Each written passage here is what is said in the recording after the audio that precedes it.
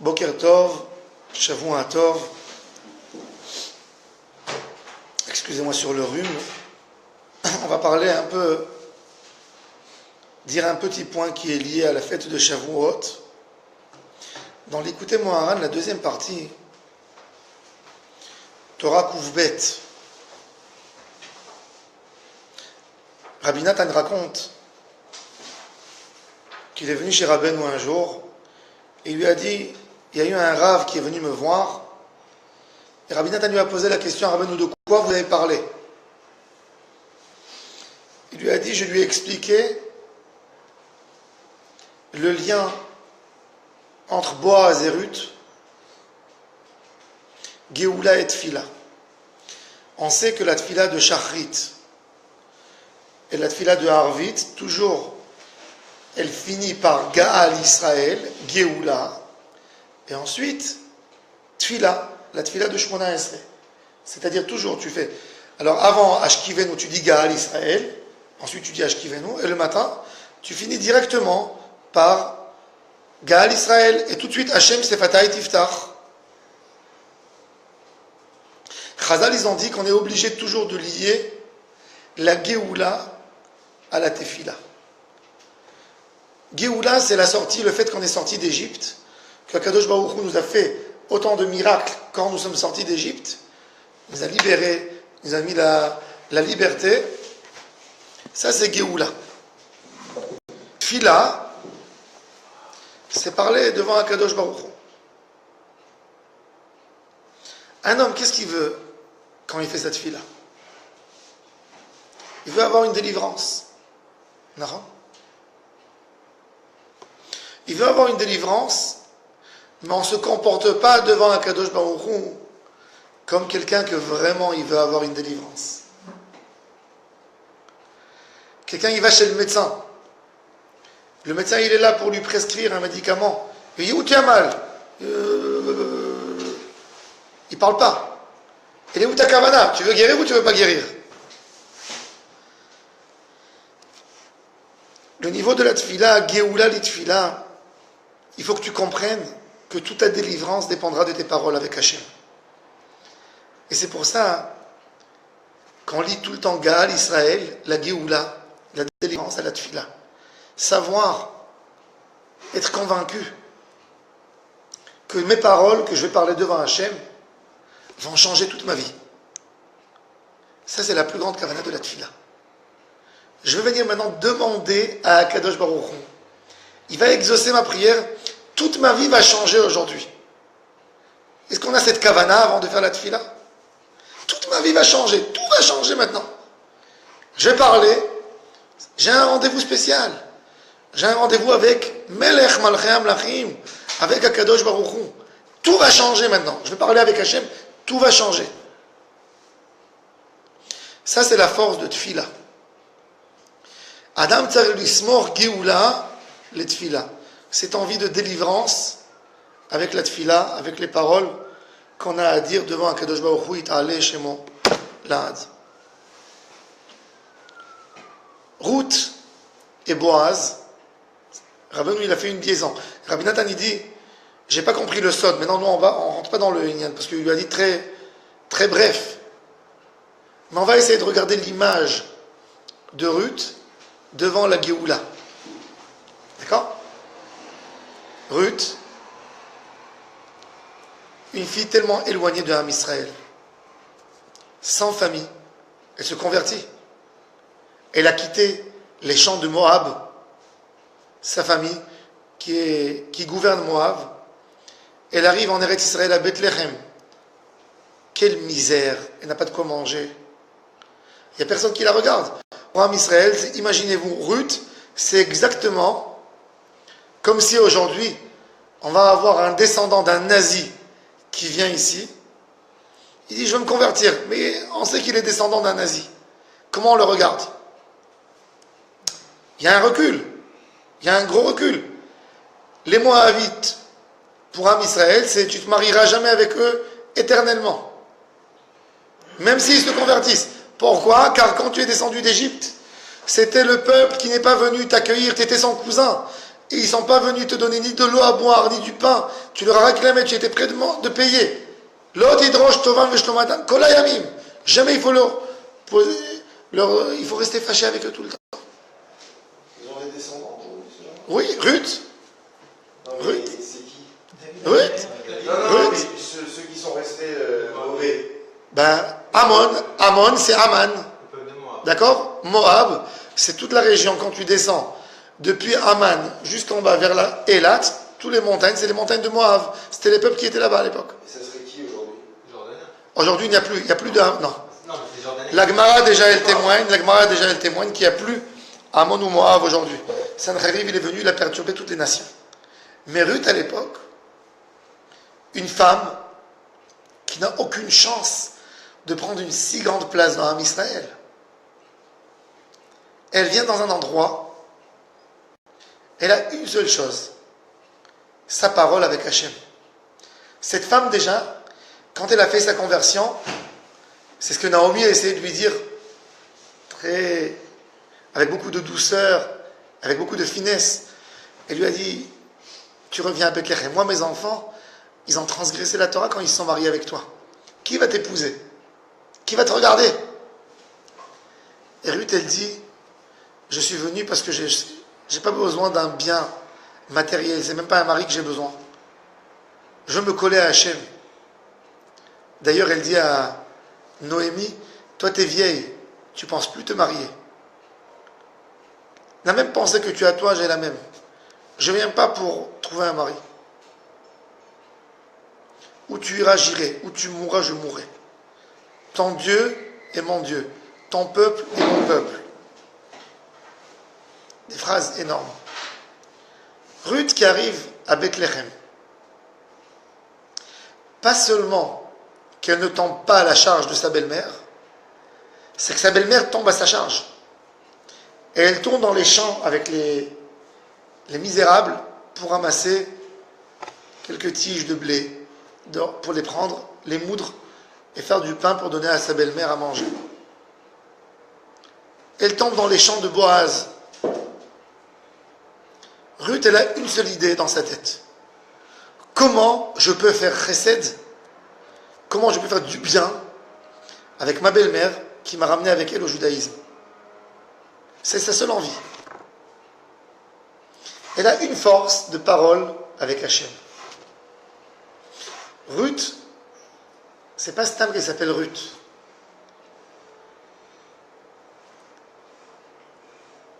La Gemara nous dit pourquoi Ruth, elle s'appelle Ruth?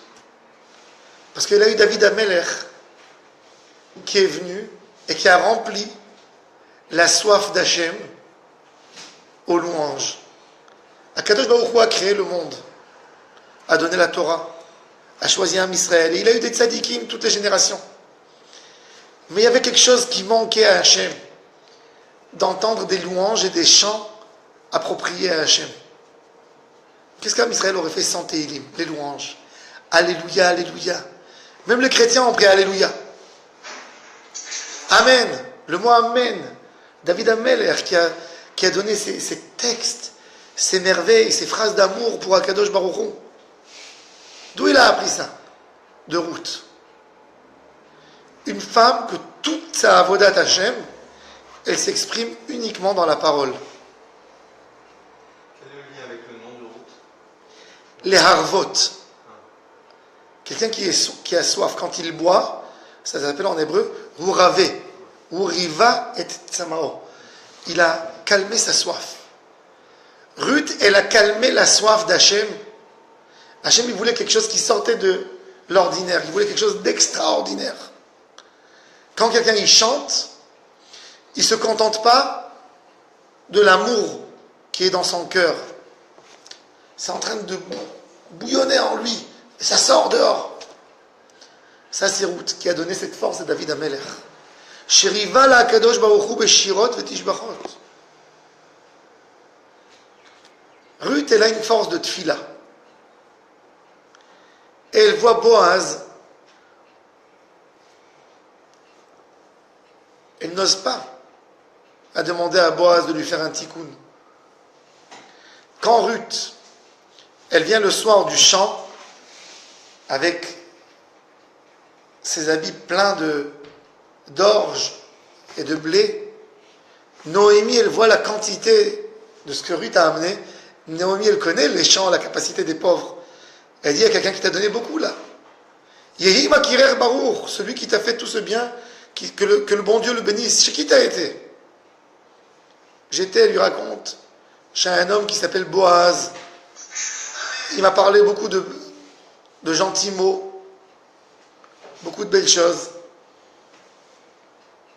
Et elle lui dit, tu sais, Boaz, c'est mon cousin. Boaz, c'est mon cousin. Ruth, avec Noémie, Ruth savait que sa Neshama, elle est liée à la Neshama de Noémie. Mais, elle a vu un détachement. Pourquoi? Ruth était mariée avec les deux enfants de Noémie. Le premier, Mahlon. Quand Mahlon est mort, comme Ruth n'avait pas d'enfant, le frère a essayé de faire la mitzvah de Yiboum, Kilion. Et même le frère est mort. Ruth, elle sent qu'il y a quelque chose qui la lie avec l'âme de Noémie, mais elle voit que ça s'est détaché. Mais elle ne lâche pas. Elle court derrière Noémie. Elle comprend que son tikkun va venir de Noémie. C'est exactement ça, nous, avec Akadosh Baruch Hu. On a la Géoula et la Tfila. La Tfila, je prie bien à Hachem parce que je sais, au fin fond de moi, que ce qui peut me ramener vers Akadosh Baruch Hu, c'est que ma Tfila. Que tout mon bonheur dépend de ma parole. Je le sais. Mais est-ce que je suis conscient que c'est que Hachem, dans ce moment-là, que je vais amener sur moi une délivrance? Est-ce que je suis capable de comprendre que ma Géoula, elle viendra suite à ma Tfila? Ça, pas toujours. Ça, c'est le secret de lier ta Géoula avec la Tfila. Nous tous, on comprend l'importance de la Tfila. Nous tous, on sait, on le dit que Hachem, il entend Am Israël quand Am Israël écrit, il parle. On le sait par notre histoire, 3000 ans d'histoire. On a traversé toutes ces galouillottes qu'avec la force de la Tfila. Am Israël, sa seule force, c'est sa bouche. On le sait. Mais est-ce qu'on est capable d'imaginer que c'est maintenant, tu vas faire maintenant ta Tfila. Maintenant, tu as fait tout un préparatif de Birkot HaShachar, Odou, Psuké des Imra, Ishtabar, Kriyat Shema. Est-ce que tu es conscient que tout ce que tu as chargé derrière toi, ça va arriver à une délivrance par ces paroles, par cette liaison à Hachem? Non, le Yetzer Hara, il nous casse. Il veut nous enlever la force de l'espoir de la délivrance. Il dit quoi? Tu crois que maintenant tu vas faire ta Hamida, alors tout ce que tu as demandé, ça sera réalisé? Franchement, tu penses? Et c'est comme ça qu'il casse notre Tfila de tous les jours. Le sod de la Tfila, c'est l'ismor Géoula l'Tfila, de comprendre que ma parole, elle a une force énorme. Que j'ai fait ma Hamida, après la Hamida, j'aurai ma délivrance. Si je suis avec cette Kavana, ma Tfila, c'est autre chose. Ruth, avec qui elle croit, avec qui elle croit, elle a fait cet effort énorme, pour quitter le trône, le palais de son papa Eglon, le roi de Moab, et de venir en Israël, de tourner dans les champs comme une mondionne et d'aller ramasser des tiges de blé. Mais elle s'imagine même pas, Ruth, qu'à la fin de cette fila, de son effort, sa Géoula est si proche et qu'elle va amener Melech HaMashiach avec la relation avec Boaz cette nuit, très rapidement. Et Ruth, elle va chez Noémie et elle se pose la question, Ruth, en fin fond d'elle, qu'est-ce que Akadosh Baruch Hu veut de moi? Moi, princesse, qui a découvert la gloire d'Hachem. Est-ce qu'il y a un destin dans ce fait que je tourne avec les pauvres dans le champ? Est-ce qu'il y a quelque chose ici? Qu'est-ce que Hachem veut de moi? Hachem veut que je le découvre dans les champs de Bethléem. Dans les champs de Bethléem, elle a découvert son futur mari, qui va lui amener Melech HaMashiach. C'est exactement le destin du Mashiach. Le Mashiach, quand il se dévoile, il est misérable, il est pauvre. Ish Ani, Rochev al-Chamor, comme il a dit le prophète Isaïe. On va le voir, le Mashiach, tout le monde est sur des voitures, mais lui, il est sur un âne. Chomer, il n'a rien de Chomer, rien de matériel. Et la Géoula, elle sort. Il a su lier une délivrance à des paroles. Nous tous, dans ce monde, on s'imagine, on s'approprie nos réussites suite à nos efforts physiques, suite à nos efforts de la pensée, suite aux sociétés qu'on a montées. On n'arrive pas à comprendre qu'une parole d'un homme à Hachem, elle peut lui amener même un bien matériel, même un bien, tout. Il obtient tout par une parole. C'est impossible de comprendre ça. Aujourd'hui, on voit les plus grandes réussites du monde sont liées aux paroles, aux médias. Les plus grosses sociétés du monde aujourd'hui, c'est quoi? C'est WhatsApp, c'est Facebook, c'est Google, c'est des médias. Des trucs qui sont liés à la parole. La parole, elle a un sod, une géoula. Avant les métiers de la parole, ça ne valait rien du tout. Aujourd'hui, tout se vend par rapport à la parole, du conseil. Les plus grands postes, c'est des postes de parole aujourd'hui. Les acteurs, ceux qui parlent. Ça doit nous montrer quelle force est la notre parole. Ça, c'est le sod de Géoula et de Tfila. Tu as fait toute une Tfila. Mais il faut savoir, être sûr que c'est ma parole qui va m'amener la délivrance. Ça, c'est le sod. Même Ruth. Ruth, c'est la parole. Elle parle, elle parle, elle parle. Elle fait sortir David Amelech, qui remplit la soif d'Hachem en parole. Mais il lui manque une chose. Il lui manque lier cette parole à la Géoula, à la délivrance. Savoir être conscient de la force que tu as dans ta parole. Ça, c'est le sod de Boaz qu'il a dit Rabbeinu. Géoula, l'itfila. Donc Boaz, il s'appelle comment? Goël. Il dit, qu'est-ce qu'il dit Boaz? Il dit, si Tov, qui est Goël, qui doit se marier avec toi, il ne voudra pas, c'est moi qui deviendra quoi? Tant Goël, ta Géoula. Et c'est là que Ruth, elle comprend qu'en fin de compte, tous ces mots qu'elle a dit vers Hachem, il n'y a rien qui est parti. Ruth, peut-être, elle n'osait pas parler. Elle recevait le destin d'Hachem. Si ma conversion, mon tikkun, c'est d'aller dans les champs de Bethléem comme une pauvre, comme une mendiante, je le ferai, parce que tu l'as décidé. Mais même elle ne réalisait pas une seconde que Kadosh Baruch Hu allait l'amener dans l'endroit où, dans le champ du cousin d'Elimelech, qui va faire avec elle la mitzvah Yiboum, et qui va lui donner un enfant. Ça, c'est le Géoula avec la Tfila. Toi, essaye, parle avec Hachem, parle, demande jusqu'au bout. Après, le résultat de la Tfila, la Géoula, c'est jamais d'après ce que tu as pensé toi, c'est ce que Kadosh Baruch Hu va te donner. Mais il faut que tu sois conscient que ta parole, elle t'amènera à la délivrance. Ça, c'est le sod et la liaison entre Ruth et Boaz. Ruth, c'est Tfila. Boaz, c'est Géoula. Oui. On essaye de lier la Tfila à la Géoula. Nous, pour nous tous, on doit essayer de comprendre. À Kadosh Baruch Hu, toutes les délivrances, toutes les choses qu'il a données à Israël, tous les cadeaux qu'il a donnés à Israël, c'est que grâce à une Tfila. Savoir la force qu'on a dans la bouche, les mots, se coller dans Tehillim. Tehillim, c'est David Amelech, qui est Géoula et en même temps Tfila. C'est pour ça que les paroles de David Amelech sont exceptionnelles. Parce que dans chaque mot de Tehillim, il y a en même temps Tfila de sa grand-mère Ruth, qui lui a donné cette force, et il y a en même temps Géoula de son grand-père Boaz, qui lui a mis la force de la Géoula dans cette Tfila. Être conscient de toutes ces forces, et Bezrat Hashem, faire notre Tfila avec grande kavana. Je vous souhaite à tout le monde bonne journée, bonne semaine, et Be'atzlacha, Kol Tov.